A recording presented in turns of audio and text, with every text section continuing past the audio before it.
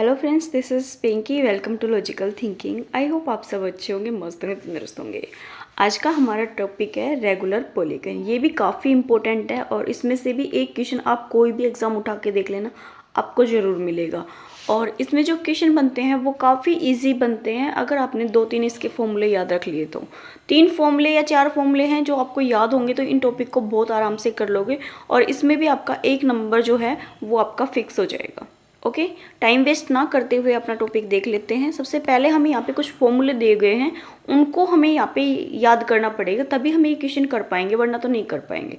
सबसे पहले देखो क्या दे रखा है यहाँ पे, सभी अंतःकोणों का योग। अंतःकोण का मतलब होता है यहाँ पे इंटीरियर एंगल। इंटीरियर एंगल का मतलब अंतःकोण।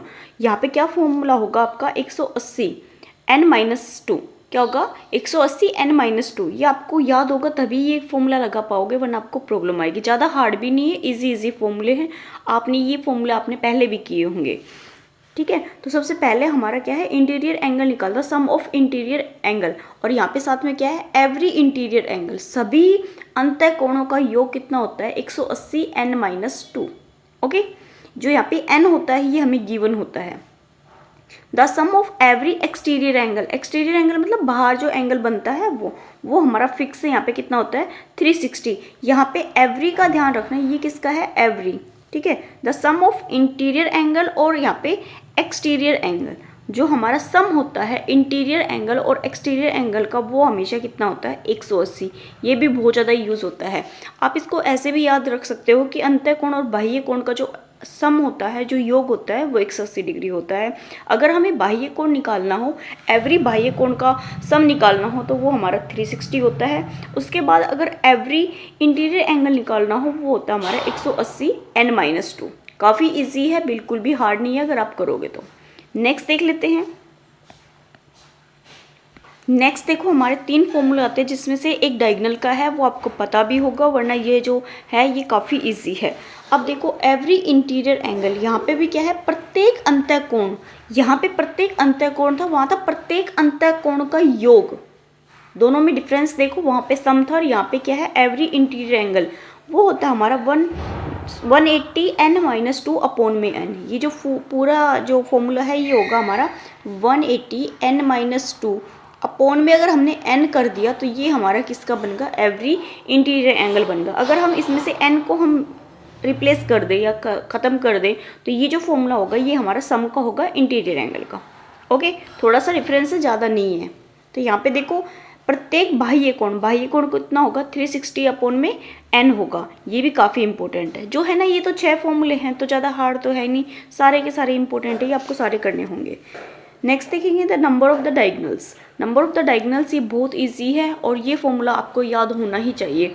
इस पे तो आपको एक क्वेश्चन मिलता ही मिलता है। अगर आपको ये फॉर्मूला याद नहीं है ना, तो अगर आप डायगोनल बनाते ही रह जाओगे, डायगोनल आपसे बनेंगे नहीं। डायगोनल बनते कैसे हैं, जैसे मान लो एक ट्रायंगल है, तो ट्रायंगल में हमारे कितने डायगोनल होते हैं ये मुझे एक बार कमेंट करना। अगर आप अच्छे से वीडियो वॉच करते हो तो मुझे बताना कि डायगोनल कितने होते हैं ट्रायंगल में। देखो, एक बात और है जो मैं आपको ये क्लासेस करा रही हूँ, ये मोस्ट इंपॉर्टेंट क्लासेस है जो 60+ क्लासेस जा चुकी है। फ्री में इतना कोई कंटेंट नहीं कराता है, बस टारगेट यही है कि अपना और आपका कंटेंट बहुत अच्छा करना है और आपको कहीं पे भी कोई प्रॉब्लम ना आए। तो इनके लिए आप ये 60 क्लासेस है, इनको देखिए और इनके नोट्स बनाइए। जब आप एग्ज़ाम दोगे, चाहे आप चंडीगढ़ का कोई भी एग्ज़ाम दे रहे हो, जो मैथ से दे रहे हैं उनका बता रही हूँ, साथ में अगर आप यूपी का दोगे, और एस्टेट में किसका बता रही हूँ, पीजीटी, ठीक है, पीजीटी का, और हमारा किसका है ये, DTPP। इनमें जो मैथ आता है वो आपको यहीं से मिल जाएगा और कहीं से नहीं। 60+ क्लासेस तो हो गई है, ये करीब 70 के समथिंग क्लासेस चली जाएंगी, तो काफ़ी अच्छा कंटेंट है। अगर आप प्रैक्टिस करना चाहते हो तो बहुत ज़्यादा हेल्पफुल रहेंगी ये क्लासेस आपके लिए। आप सारी क्लासेस देखिए और अच्छे से देखिए। ओके, 1-1 2-2 नंबर आते हैं हर चैप्टर से, ये मैंने सिलेबस डाला था। अगर आपने DTPP का सिलेबस देखा होगा तो उसमें जो एवरेज सिलेबस होता है ना, जो मतलब इतने क्वेश्चन तो आते ही आते हैं, इन चैप्टर से आते रहते हैं, वैसे मैंने चैप्टर नहीं, सिलेबस उठा के करा रखा है, आप देखना। अगर आप वैसे देखोगे साइट पे जाके तो आपको कोई सिलेबस नहीं मिलता, किसी टीचर ने या किसी ने भी अगर पेपर एनालाइज किया है तो वो आपको सिलेबस बता सकता है, वरना तो इसका सिलेबस आपको कुछ नहीं मिलता। सब कह देते हैं 11th-12th का पढ़ो, साथ में ग्रेजुएशन और अब ग्रेजुएशन भी पूछा जाता है। तो इसलिए आप इन क्लासेस को अच्छे से देख लिए, आपके लिए बहुत ज़्यादा हेल्पफुल रहेंगे। अब देख लेते हैं, हमारे क्वेश्चन स्टार्ट हो जाते हैं, इनको हम अच्छे से कर लेते हैं। फर्स्ट क्वेश्चन क्या दे रखा है, एक पंचभुज के 4 कोणों का माप दे रखा है और 5वें कोण का माप कितना होगा।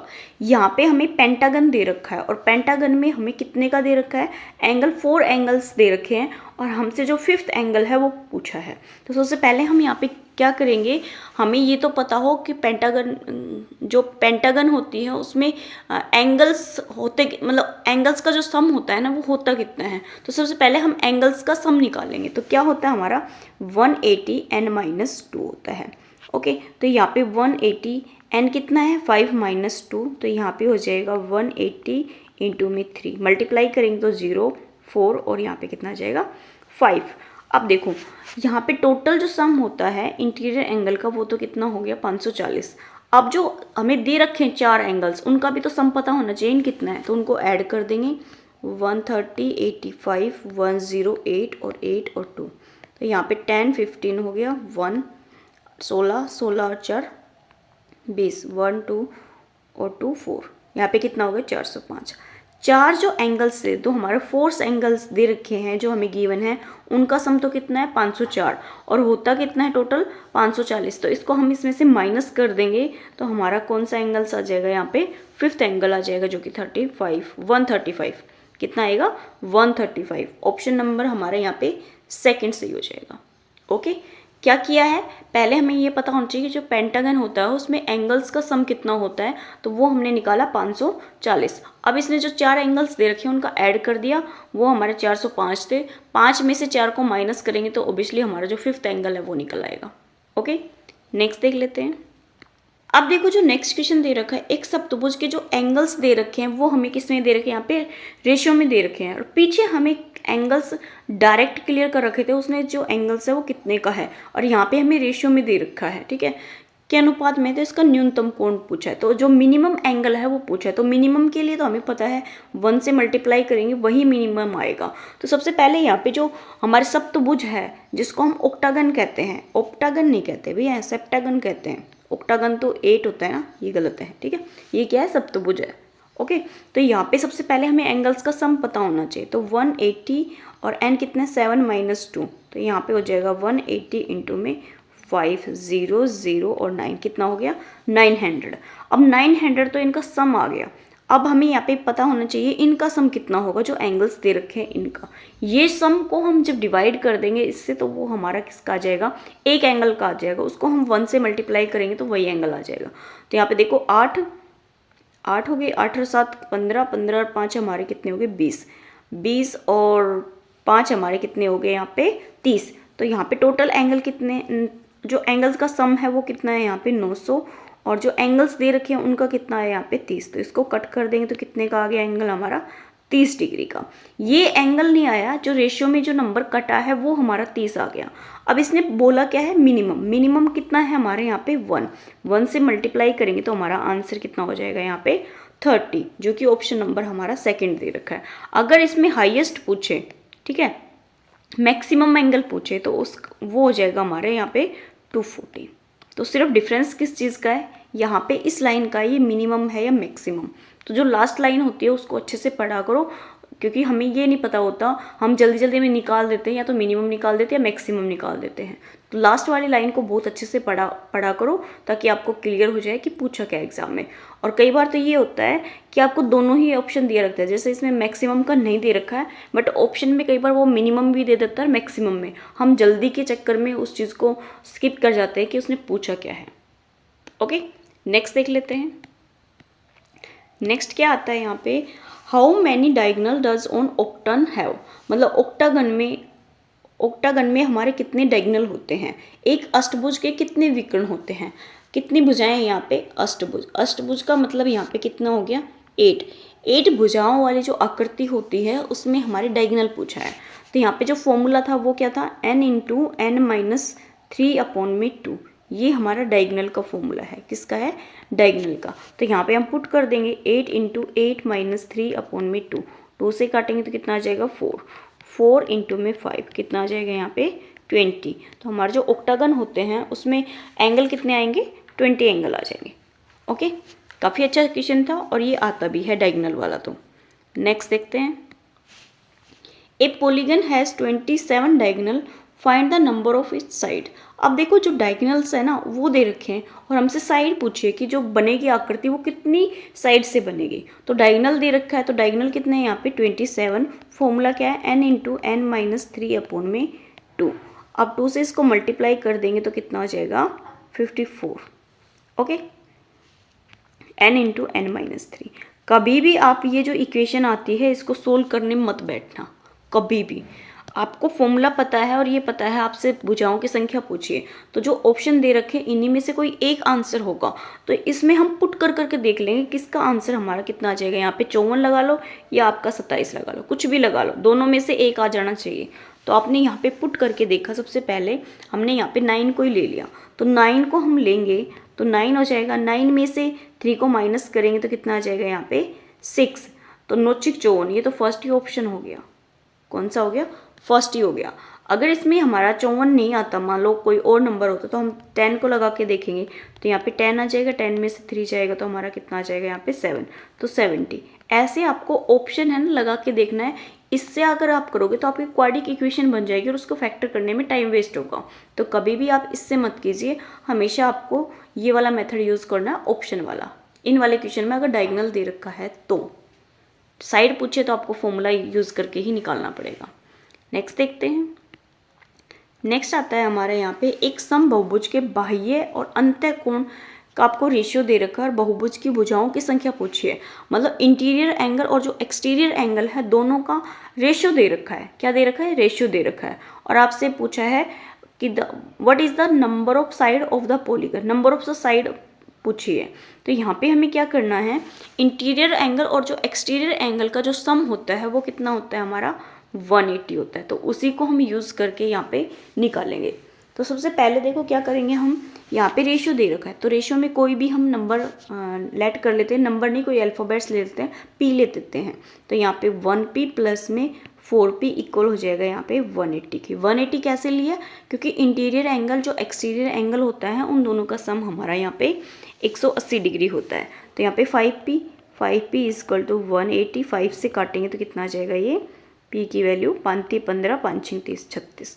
अब ये तो हमारा क्या है, यहाँ पे जो कॉमन था ना रेशो में वो नंबर आया है। और पूछा क्या है, बहुभुज के भुजाओं की संख्या पूछी है, मतलब नंबर ऑफ द साइड पूछी है। तो फॉर्मूला अगर आपको याद है तो कितना होगा 360 अपॉन में n। तो यहाँ पे 360 अपॉन में n कितना है हमारा 10 कर देंगे तो यहाँ पे 360 हमारे कितने आ जाएंगे, यहाँ पे एंगल्स आ जाएंगे। एक सेकेंड, 360 अपॉन में n, तो n हमारे यहाँ पे क्या आ जाएगा, एंगल आ जाएगा। 360 आना चाहिए, ये तो गलत दे रखे, ऑप्शन में मिस्टेक है यहाँ पे तो, ठीक है, ऑप्शन गलत है, 360 आएगा यहाँ पे। क्योंकि जो इंटीरियर एंगल जो एक्सटीरियर एंगल है वो तो 5p हो जाएगा, इसको काटेंगे तो 5 15 और 5 30 336 आ जाएगा। फिर 36 अपॉन में हमारा कितना हो जाएगा 360 अपॉन में 36, तो ये कट जाएगा तो हमारा 36 ही आएगा। आंसर है ना, यही आएगा। ओके, नेक्स्ट देख लेते हैं। समबहुभुज का प्रत्येक अंतःकोण, अंतःकोण का मतलब इंटीरियर एंगल आपको दे रखा है 150, भुजाओं की संख्या पूछी है। तो यहाँ पे देखो इंटीरियर एंगल दे रखा है और जो एक्सटीरियर और जो एंटीरियर एंगल होता है, इंटीरियर और प्लस में हमारा एक्सटीरियर जो एंगल होता है उसका कितना होता है सम 180। अब इसने इंटीरियर दे रही है तो एक्सटीरियर निकल आएगा हमारा, कितना आ जाएगा 180 माइनस हमारा इंटीरियर, तो ये कितना हो जाएगा यहाँ पे 30 डिग्री। पूछा क्या है, भुजाओं की संख्या पूछी है। संख्या कितनी कैसे निकलती है, 360 अपॉन में n कितना है 30, ये कट जाएगा तो कितना आ जाएगा यहाँ पे 12। आंसर क्या हो जाएगा 12, ऑप्शन नंबर 4। नेक्स्ट देखते हैं। उत्तल समबहुभुज के एक अंतःकोण का माप आपको किसमें दे रखा है, पाई में। तो पूछा है देन इट इज, ये क्या है। तो यहाँ पे जो पाई है, पाई को हमें सबसे पहले यहाँ पे किस में चेंज करना पड़ेगा, डिग्री में। तो 5 इंटू में 180 अपॉन में हमारा 6 आ जाएगा। 36 18 0 6 पंजे 36 18 ठीक है, 5 15 150। तो जो हमारा इंटीरियर एंगल है, जो इंटीरियर एंगल है मतलब अंतः कोण है वो 150 का आ गया। और बाह्य एंगल क्या हो जाएगा हमारे यहाँ पे एक्सटीरियर 180 माइनस 150 इक्वल टू हमारा यहाँ पे 30 आ जाएगा। पूछा क्या है, भुजाएं पूछिए। भुजाएं मतलब साइड पूछिए। तो साइड कितनी हो जाएगी 360 अपॉन में यहाँ पे 30 करेंगे तो हमारा 12 ही आंसर आ जाएगा इस क्वेश्चन का भी। शायद पिछले वाले क्वेश्चन का भी 12 ही था, तो इसका भी क्या आ जाएगा 12 आंसर। पर ये ध्यान रखना अगर आपको पाई में दे रखा तो आपको डिग्री में चेंज करना पड़ेगा। नेक्स्ट देखते हैं, सम बहुभुज के प्रत्येक अंतः कोण का माप आपको 108 दे रखा है। बहुभुज की भुजाओं की संख्या, यहाँ पे भी जो आपको एंगल है वो दे रखा है, तो एंगल 108 दे रखा है। तो यहाँ पे एक्सटीरियर एंगल कितना हो जाएगा यहाँ पे 180 माइनस 108, तो यहाँ पे आ जाएगा हमारा 72 डिग्री। पूछा क्या है, भुजाएं। भुजाएं मतलब साइड पूछिए। तो 360 अपॉन में हमारा 72 आ जाएगा। इसको काटेंगे तो 5 पे कंप्लीट चला जाएगा। तो यहाँ पे एंगल कितना, साइड कितनी आ जाएगी 5। नेक्स्ट देखते हैं, अब देखो नेक्स्ट, सम बहुभुज के प्रत्येक अंतः कोण का माप याद कीजिए। Find the value of each interior angle what is equivalent pentagon. क्या दे रखा है, पेंटागन दे रखा है। पेंटागन में हमारे जो पेंटागन का माप याद कीजिए, समभुज में पेंटागन। तो पेंटागन क्या होता है हमारा 180, एन कितना है 5 माइनस 2 हो जाएगा अपॉन में हमारा कितना हो जाएगा यहाँ पे एन कितना है 5। इसको हम सोल्व करेंगे तो 180 इंटू में 3 अपॉन में 5 आ जाएगा। 5 से काटेंगे तो 3 और 6, 36 18 और 3 3 9 10, कितना आ जाएगा 108 आ जाएगा। इस क्वेश्चन में आपको बिल्कुल भी कंफ्यूज नहीं होना है।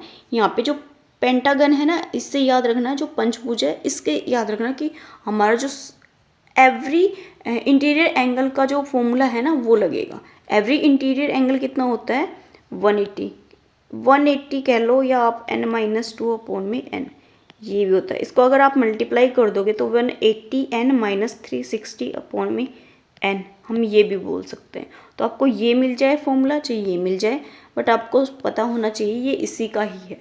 इसमें सिर्फ हमने अंदर की साइड मल्टीप्लाई किया तब हमारे यहाँ पे 360 आता है। ओके, नेक्स्ट देखते हैं, बहुभुज का प्रत्येक अंतः कोण और बाह्य कोण का 11 गुना है।